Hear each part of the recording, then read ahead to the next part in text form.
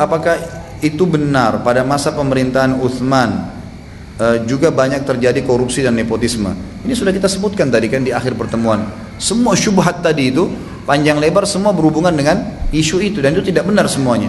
Itu semua tidak benar ya.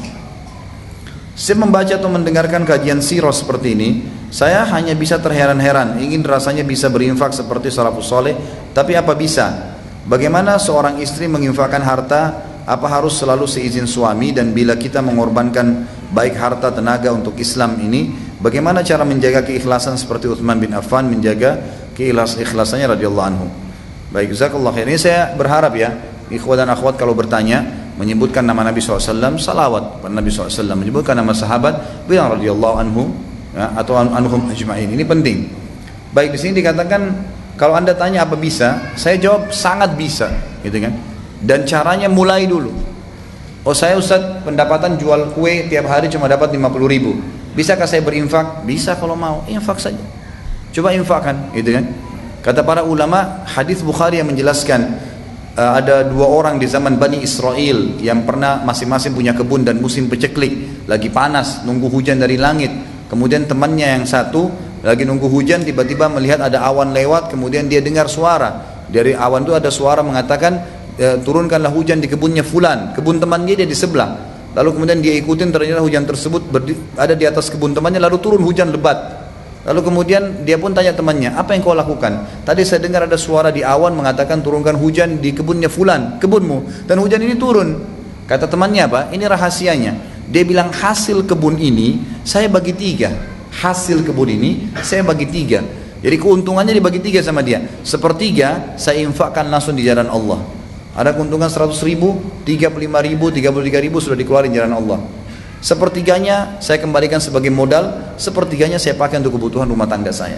Jadi iman dibagi semua, karena untuk keluarga pun itu adalah sedekah, adalah ibadah kepada Allah SWT. Jadi mulai saja, saya punya 20 ribu, baik infakkan berapa yang Anda mampu. Tapi mulai berinfak, kan? Mulai berinfak, mulai memberi. Dan kalau perlu target setiap hari ada yang dijadikan sebagai atau dicari orang yang bisa menerima infak itu. Abdullah bin Umar radhiyallahu anhu itu adalah salah satu ciri beliau. Kalau beliau tidak menemukan ada satu orang yang datang minta kepada beliau, beliau keluar mencari untuk memberi kepada orang fakir miskin. Jadi memang harus begitu. Coba mulai, dan mulailah dengan sesuatu yang baik gitu. Manakah yang didahulukan? Apakah membantu orang tua atau berinfak untuk tetangga yang kurang mampu? Tentu tergantung. Kalau orang tua kita lagi butuh, ya orang tua didahulukan. Karena ada seorang sahabat pernah dalam hadis Bukhari mempunyai dirham dan dia keluarkan di depan Nabi SAW, berkata, ya Rasulullah, ini dirham, ada fakir miskin muslimin dan ada fakir miskin ya kerabat saya, mana yang saya dahulukan? Kata Nabi SAW, kalau kau bantu kerabatmu, kau akan mendapatkan 2 pahala, pahala silaturahim dan pahala sedekahnya. Jadi kalau ada orang terdekat lebih butuh, kita kasih orang terdekat tentunya, gitu kan? Orang terdekat tentunya. Tapi kalau memang orang tua kita tidak ada hajat, kita hanya sekedar mau belikan hadiah, ada tetangga lagi miskin, ya tetangga didahulukan, gitu kan? Tergantung keadaannya. Bolehkah bersedekah untuk membangun pembangunan masjid tapi diniatkan untuk ayah yang sedang sakit? Maksudnya diatasnamakan kepada ayah. Dan bagaimana cara berbakti kepada ayah yang sedang sakit? Boleh saja. Gitu kan? Bolehkah saya bersedekah untuk atas nama kerabat saya yang masih hidup atau sudah mati? Boleh. Karena itu memang dibolehkan dalam agama Islam, gitu kan? Jadi saya bersedekah untuk kerabat, untuk siapa saja, gitu kan? Seperti ada orang pernah bertanya kepada saya, Ustaz, saya pas anak saya lahir, ada yang kerabat saya mau menginfakkan memberikan dana untuk akikah anak saya. Apakah saya terima atau tidak? Saya bilang terserah, itu bebas kepada Anda, boleh Anda terima sebagai sedekah dari dia, gitu kan? Itu tidak ada masalah, bukan hal yang dilarang dalam agama Islam. Jadi boleh saling bantu membantu, masuk dalam umum firman Allah, a'udzubillahi minasyaitonir rajim, wa ta'awanu 'alal birri wat taqwa. Saling tolong menolonglah dalam ketakwaan, gitu. Kalau cara berbakti dengan orang tua ayah yang sedang sakit, ya berusaha maksimal, jenguk, bantu, layanin, berikan obat, bawa ke rumah sakit, ya maksimal yang kita bisa lakukan, doakan, ya semua itu kita lakukan ya. Jika hidup hanya pas-pasan, bagaimana cara berinfak di jalan Allah? Sudah saya jelaskan tadi ya, semampunya, keluarkan, itu kan semampunya. Dan ingat, pernah ada sahabat yang membawa 1 dirham di depan Nabi SAW, ada yang satu bawa 1000 dirham. Itu kan bedanya 999 dirham. Lalu kata Nabi SAW, 1 dirham mengalahkan 1000 dirham. Para sahabat berkata, ya Rasulullah, gimana caranya? Gimana cara hitung-hitungannya tuh? Jelas-jelas 1 dirham lawan 1000. Kata Nabi SAW, yang 1 dirham ini, yang berinfak 1 dirham, tidak punya kecuali itu. Jadi Allah menghitung dia mengeluarkan seluruh hartanya. Sedangkan yang berinfak 1000 dirham punya sekian banyak ribu dirham. Banyak yang lain, jadi kecil bagi dia. Jadi kalau antum punya cuma 100.000 rupiah, antum infakkan 100.000 itu sangat berharga buat antum. Itu Allah nilai besar sekali. Dibandingkan ada orang yang mengeluarkan 100.000, tapi dia punya uang ratusan juta, kecil bagi dia itu. Maka Allah juga maha adil menghitung ya kadar keikhlasan seseorang. Bagaimana infak bagi wanita yang hanya ibu rumah tangga? Apakah nafkah hanya terbatas pada materi? Tentu saja tidak, infak saja. Tapi memang ada tadi pertanyaan yang belum saya jawab. Kalau ibu-ibu diberikan nafkah oleh suaminya, harta itu dari suami, kemudian misalnya tiap bulan 3 juta ya buat belanja di rumah ya. Kemudian ibu ada lebih, lalu ibu nabung, itu berarti masih terhitung uangnya suami walaupun dikasih. Kalau mau infak izin saja ya, adabnya begitu. Tapi kalau uang ibu pribadi, misal memang uang warisan, uang tabungan, uang bisnis yang memang tidak ada hubungannya sama suami, maka itu boleh ibu infakkan walaupun tidak pamit dengan suami, karena itu hak ada, tidak ada masalah itu. Jadi berinfaklah dan berinfak semampunya. Kalau tidak bisa dengan uang, dengan materi, bisa dengan yang lain, tidak ada masalah. Pakaian, bukankah tadi ada riwayat sahabiat ya gitu, yang bagaimana mereka mengumpulkan ada cincin, ada kalung, ada ini, ada itu macam-macam. Ya. Ada yang pernah berinfak dengan kain-kain apa saja. Mereka berinfak. Ada yang tadi membawa makanan, kurma. Ya itu juga semua termasuk infak di jalan Allah Subhanahu Wa Taala. Infak sedekah yang ideal itu berapa persen dari kekayaan yang dimiliki? Ya tadi saya kasih contoh, kalau anda mau maksimal bisa 1/3-nya, seperti hadis tadi, orang Bani Israel yang 2 kebunnya bersebelahan. Kalau para ulama mengatakan kalau mau infak lebih besar, maka itu lebih baik, nggak ada masalah. Tapi memang Allah SWT mengatakan wala tusrifu, gitu kan? Wa kana baina dzalika qawama. Allah mengatakan dalam ayat yang lain. Jadi orang-orang yang berinfak itu tidak berlebih-lebihan. Ya, tidak berlebihan. Artinya memang dia berinfak dan dia tahu juga ada sesuatu yang dia bisa gunakan untuk kebutuhannya. Jadi Allah mengatakan dan wa kana baina dzalika qawama. Ada di antara berinfak dan di antara juga menahan diri, mereka tengah-tengah di situ, ya. Berada di tengah-tengah. Itu yang dimaksud. Apakah boleh merasa cukup dengan infak sedekah yang sudah kita keluarkan? Bisa saja, ya. Tidak ada masalah kalau Anda memang menganggap itu sudah cukup. Maka boleh-boleh saja, nggak ada masalah. Ya kita memilih hutang atau tagihan. Apakah kita mendahulukan membayar utang dan menunda sedekah atau membayar utang dan bersedekah secara bersamaan? Tentu kalau bertemu antara utang sama sedekah, maka utang dulu. Hutang itu wajib soalnya untuk dibayar, gitu kan? Bahkan dalam hadis sahih dikatakan matlul ghani zulm. Menunda pembayaran utang bagi orang mampu kezaliman, nggak boleh, gitu kan? Haram hukumnya. Maka antum tidak boleh menunda itu, tidak boleh menunda. Nah, tapi kalau bertemu misalnya bayar utang, ada lebihnya, memang kita bisa bersedekah, tidak ada masalah bersedekah. Karena utang itu adalah kewajiban. Jadi kalau ketemu kewajiban sementara sedekah itu hukumnya sunnah, maka harus didahulukan kewajiban. Ustadz, apakah ada zakat profesi? Bagaimana hukumnya? Kemudian untuk orang yang bekerja mengelola zakat tersebut, bagaimana hukumnya? Apakah dia termasuk amil zakat yang menerima gaji dari pekerjaan tersebut? Kalau yang saya tahu, wallahu alam, semua ulama di Timur Tengah, gitu kan, mengatakan tidak ada zakat profesi, kecuali sebagian kecil dari ulama-ulama Azhar yang mengatakan ada zakat profesi. Jadi zakat profesi ini sebenarnya keluar daripada syarat zakat yang sebenarnya. Ada haul dan ada nisab. Haul masa setahun, nisab juga kadar daripada zakat ini juga sudah saya panjang lebar jelaskan di YouTube, ada bahasan masalah zakat tuh. Jadi memang tidak ada zakat profesi, karena zakat profesi itu masuk dalam atau melanggar syarat mutlak daripada zakat. Seorang pegawai gajinya 5 juta per bulan, langsung diakumulasi setahun 60 juta kena 12 bulan.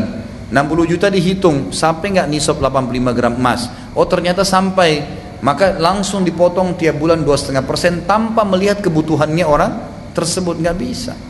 Ya, gitu. Karena zakat itu dikeluarkan adalah sesuatu yang lebih daripada kebutuhan dia, itu baru zakat. Ya, kalau ada orang gaji 5 juta, setiap bulan memang pengeluaran dia 5 juta pas, berarti tiba haul nggak ada zakat dia. Bahkan ulama merincikan dari 8 golongan yang terima zakat, fakir dan miskin, golongan pertama dan kedua. Indonesia kadang-kadang digabungin nih, padahal sebenarnya berbeda ya. Fakir itu adalah orang yang tidak tahu mau makan apa hari itu, apalagi besok, itu fakir. Kalau orang miskin, orang yang punya pendapatan, tahu makan apa tapi pas-pasan. Jadi pegawai itu yang hidupnya pas-pasan masuk dalam kategori miskin yang bisa menerima zakat. Jadi pimpinan perusahaan itu bisa memberikan kepada stafnya, kalau dianggap pada stafnya memang kurang gitu kan. 2 juta gajinya tapi hidupnya biasa utang sama orang sampai 2,5 juta, belum bayar sekolahnya, listrik rumahnya, belum ini, belum itu. Dia berhak menerima masalah itu. Dia berhak menerima masalah itu. Kalau amil zakat memang masuk ya. Jadi kalau yayasan mengelola itu, mereka masuk amil zakat, boleh. Tapi mereka cuma boleh mengambil maksimal 1/8 dari uang zakat yang terkumpul. Karena ada 8 golongan, maka maksimal mereka menarik 1/8-nya. Bagaimana orang yang minta-minta, sedangkan ia di kampungnya, di rumahnya megah-megah. Menurut cerita dalam kurung ya, ada kampung pengemis. Ia merantau pakai baju compang-camping di kota. Sekarang saya kasih gini contoh rasional. Di masjid ini sekarang datang.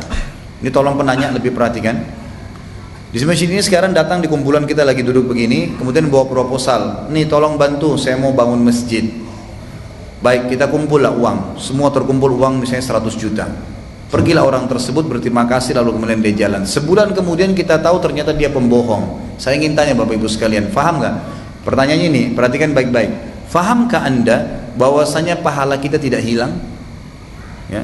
Jadi walaupun dia bohong, dia nggak bangun masjid, kita tetap dapat pahala bangun masjid walaupun belum dibangun. Itu penting ya. Makanya dalam Islam hukum sesuatu itu secara zahir, yang kelihatan. Yang kelihatan orang ini sholat, oh ya saya tahu dia sholat. Yang saya tahu dia muslim, ya sudah dia muslim. Kecuali lagi ada indikasi lain, dia murtad, nah itu lain lagi. Tapi kita disuruh hukum secara zahir. Ingkar mungkar pun meluruskan orang yang salah secara zahir. Kita tidak punya kewajiban dalam Islam keluar dari masjid habis sholat duhur pegang tangan orang, kamu udah sholat belum? Nggak ada dalam Islam tuh. Tapi kalau kita lagi jalan dengan seseorang, sudah azan duhur dia nggak sholat, nah ini wajib ingkar mungkar. Secara zahir kelihatan tidak sholat gitu kan, nah ini wajib seperti itu. Jadi kalau ada orang minta sumbangan, kita dengar isu, kadang-kadang syaitan membisikkan begitu, oh itu anak pinjaman, oh dia masih kuat. Jangankan orang masih kuat fisiknya, sarjana sekarang belum tentu bisa kerja. Apalagi orang itu, mana kita tahu, kesian, mungkin memang dia butuh bantuan, gitu kan? Mungkin dia memang butuh bantuan.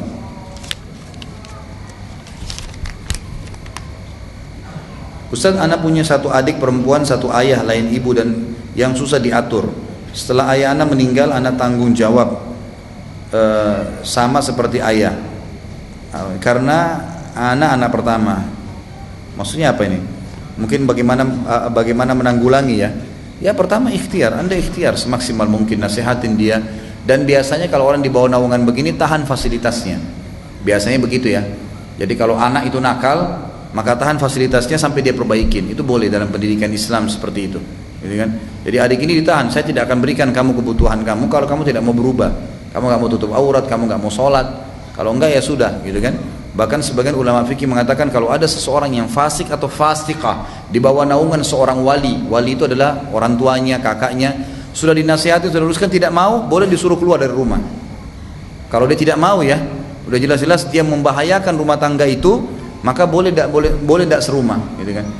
Jadi tidak usah Anda terus terkurung dengan kalimat tanggung jawab, tapi ini tidak tergesa-gesa ya. Ini terakhirnya, finalnya.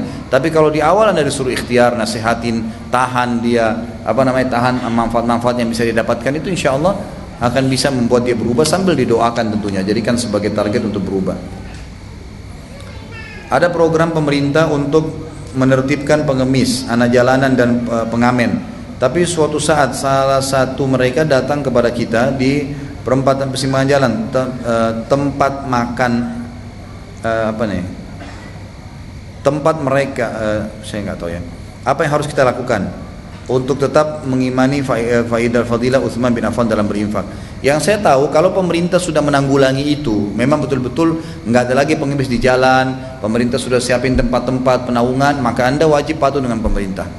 Tapi kalau pemerintah hanya sekedar keluarin peraturan dan tidak ditangani, maka Anda boleh berinfak, gitu kan? Yang saya tahu masalah ini sudah sering ditanyakan dan saya lihat masih banyak perselisihan, gitu kan? Sampai hari ini memang masih didebati pemerintah kita tentang oleh beberapa LSM, kalau gitu tanganin tuh orang-orang miskin.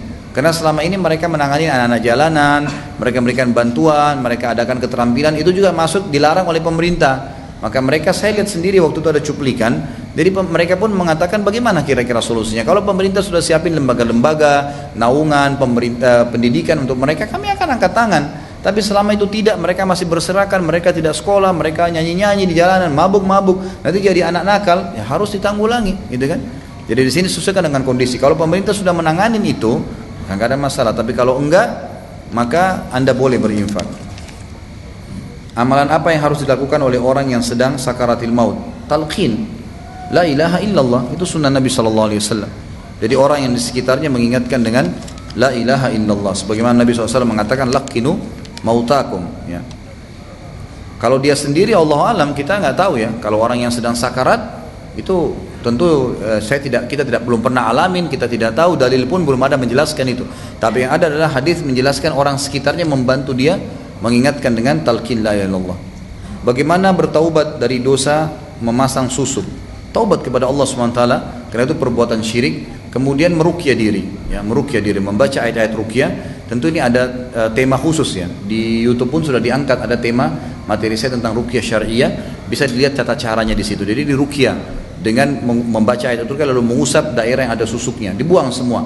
Semua yang berhubungan dengan buhulnya dibuang. Kertasnya, kainnya, apalah yang pernah dikasih oleh penyihir-penyihir itu semuanya harus dibuang, gitu kan? Semua harus dibuang, dimusnahkan. Ana mau tanya, Ana HRD di koperasi yang mengelola jasa parkir. Tapi di koperasi itu juga ada bidang simpan pinjam dengan bunga. Tapi saya bukan di bidang itu. Apakah saya masih boleh bekerja di tempat itu? Ini minimal syubhat yang harus Anda tinggalkan. Ya, lebih aman Anda tinggalkan, karena kata Nabi SAW, innal halala bayyin wa inna harama bayyin. Halal sudah jelas, haram sudah jelas. Wa bainahuma umurun musytabihat. Di antaranya hal-hal yang samar-samar. Faman waqa'a fi syubhati faqad waqa'a fil haram. Yang jerumuskan dirinya pada yang syubhat, maka dia telah haram. Saya kemarin sempat diundang di luar Indonesia 2 pekan yang lalu. Saya datang 4 hari yang lalu saya datang, 2 pekan saya di sana. Kemudian ada salah satu muslim yang bertanya, dia bilang, Ustadz, saya kerja di satu supermarket, orang non muslim yang punya.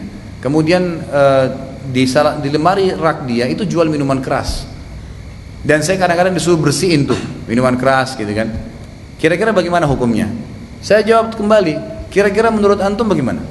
Coba, perasaan secara hati bagaimana? Membersihin minuman keras, nggak enak Ustadz. Ya iya, itu dosa, nggak boleh. Kalau jual barang-barang lain boleh, gitu kan? Tapi kalau sudah berhubungan dengan minuman keras, bagaimana? Ya ini tidak boleh, dosa. Pada saat membersihkan itu dosa. Pendapatannya bagaimana? Syubhat. Karena masih bercampur baur antara halal dengan haram. Amannya bagaimana? Tinggalkan. Cari yang lain, gitu kan? Ingat, yakinlah, semut di lubang di tanah Allah kasih rezeki. Bekerja, bergerak, mencari daun, keluar. Apa kata Nabi SAW dalam hadis Bukhari? Kalau kalian bertawakal kepada Allah, sebenar-benar tawakal, maka pasti kalian akan diberikan rezeki oleh Allah, sebagaimana burung diberikan rezeki oleh Allah pada saat keluar pagi, dia pulang sore sudah membawakan makanan buat anak-anaknya.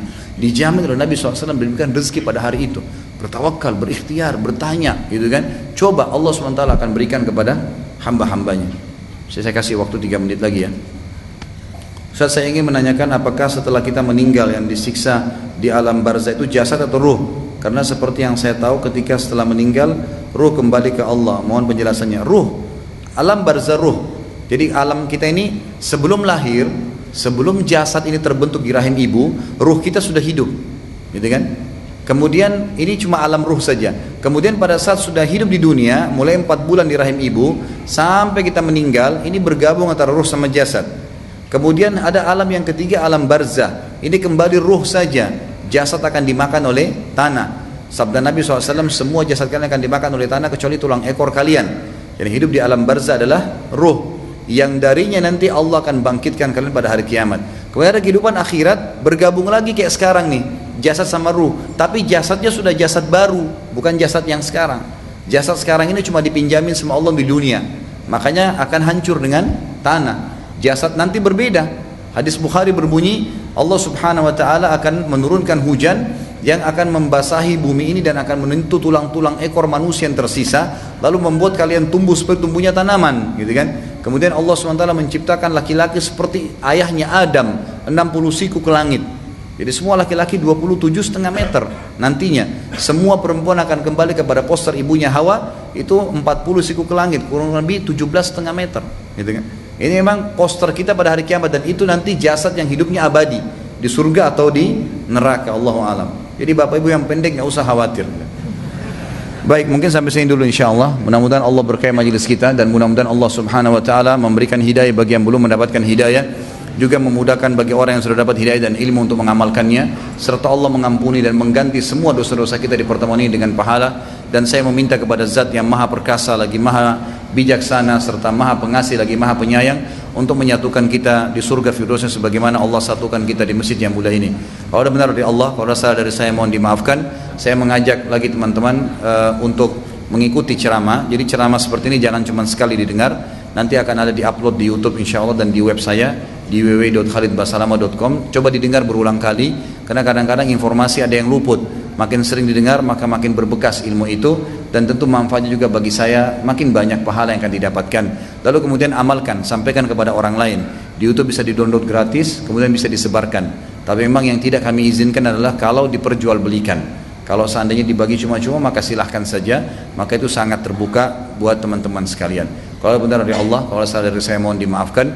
Subhanakallahumma bihamdika asyhadu an la ilaha illa anta astaghfiruka wa atubu ilaik. Wassalamualaikum warahmatullahi wabarakatuh.